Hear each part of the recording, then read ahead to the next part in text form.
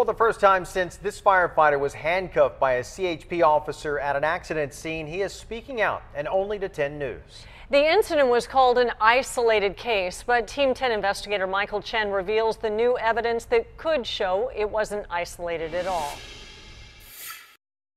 The startling image at an accident scene made national headlines. A firefighter cuffed in the back of a CHP vehicle. That firefighter says he wants to make sure it never happens again. This is ridiculous. The CHP is arresting engineers. From radio traffic, you can hear the disbelief. On the northbound 805, a car flipped over. Nearby, a Chula Vista firefighter cuffed in a CHP cruiser. For that firefighter, Jake Gregor, brings back those feelings from that night. Seeing that video is difficult. That night, I was essentially holding the gurney. He remembers getting ready to lift one of the two injured into an ambulance when he says CHP officer Sergio Flores barked at him. I was told, if you don't get in your fire engine and go back to your fire station, you will be arrested. This 10 News virtual view shows what happened. While two other fire engines left the scene, Gregor says he refused to leave because his rig was acting as a buffer, protecting the ambulance and first responders from traffic. I couldn't live with myself for the rest of my life knowing that potentially somebody could have been injured because I didn't stand up for what I believed in. Moments later, Gregor was in the back of the cruiser and in cuffs. He thought his 12-year career was over. It was the worst 30 minutes of my entire life.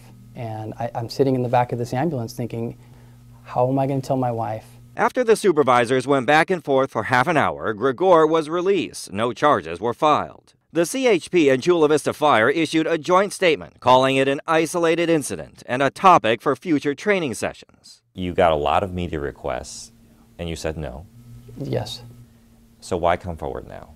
Just because I don't feel like it was handled properly. Gregor has hired attorney Dan Gillian, who filed a claim against the CHP and state. Gillian says he's uncovered a documented 2010 incident involving Officer Flores threatening a firefighter with arrest. And after the recent incident, two more run-ins over parked engines, one involving the same CHP officer. It shows it's happened before, it's happened since, and it's going to continue to keep happening until something is done. Gregor believes no lessons have been learned and a new policy is needed. He says at stake the welfare of those at the scene, including accident victims. We're delaying the care given to them because we're spending time talking about where to park. I think about how much I wouldn't want anyone else to go through this. Michael Chen, Team 10.